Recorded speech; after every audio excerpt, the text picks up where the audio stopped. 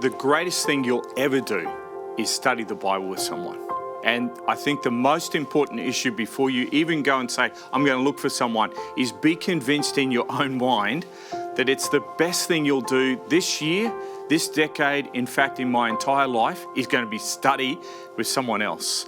And what you'll find when you start to change your attitude and you think, man, I just can't wait to study with someone. This is going to lead them to Jesus. This is going to bring them to heaven. So when you take that attitude, you start to look at people differently.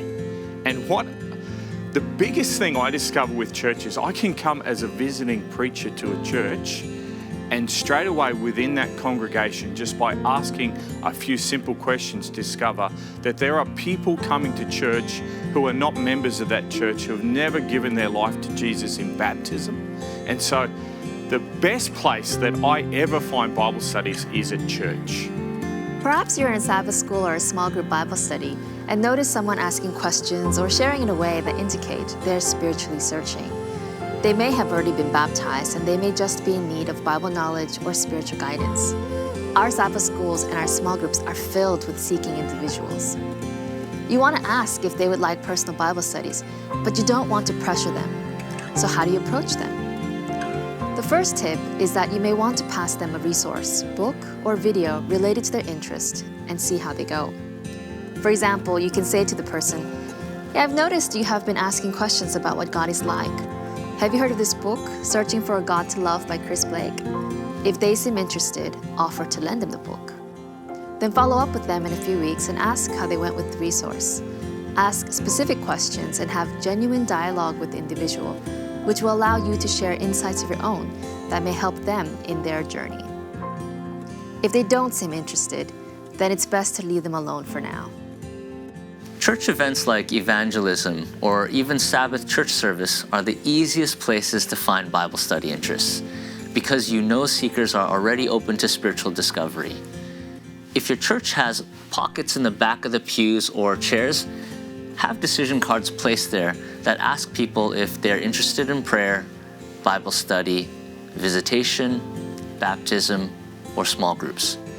Periodically remind people that the card is there and that if anyone wants to fill it out, they can place it into the offering basket.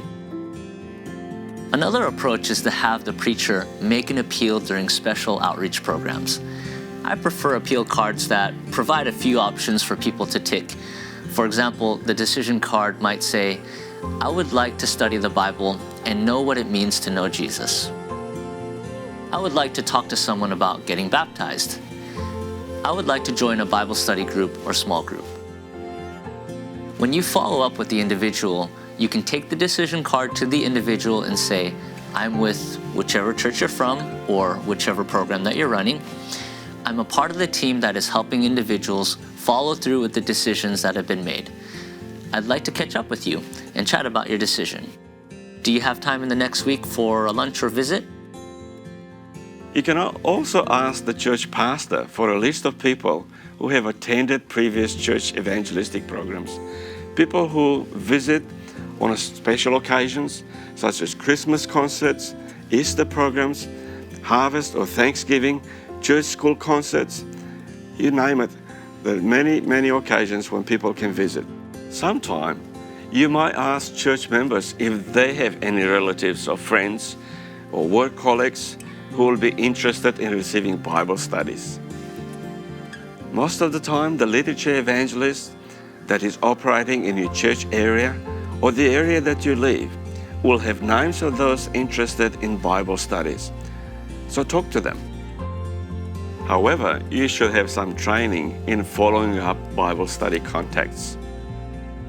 Systematic distribution of Bible study cards seems to be another effective way of finding interested people in the community, perhaps starting with your neighbors. However, use your cards to advertise plainly what is offered. People don't like to be surprised at the door when you offer something other than what they're expecting. Now, you can go door knocking, you can put an ad in the newspaper, be as direct. Australians love you being direct. Australians distrust religious people. as a general rule. So if they ever think that you're trying to be tricky or deceptive, that it's not going to work for you. So be upfront and open about it. And I'll often ask, when they start to ask me a few questions, I'll say, do you have a Bible? Would you like a Bible? That's one way that you can find Bible studies outside the church, in your natural circles of family, friends, associates, work colleagues, and you work out from there. God is not pushy, God is not demanding, but He asks. Jesus said we should seek and we should knock.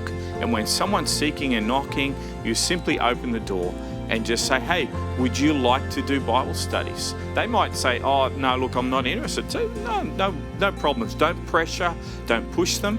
But they know that you do Bible studies now, and you'll find within a few weeks that person may come back around and actually engage you again. And this time they'll definitely want to do Bible studies. So just be direct, be open. Don't make out you know everything about the Bible. They don't need you to do that. But really, sell Bible studies as something that's exciting and it's a life-changing thing to do.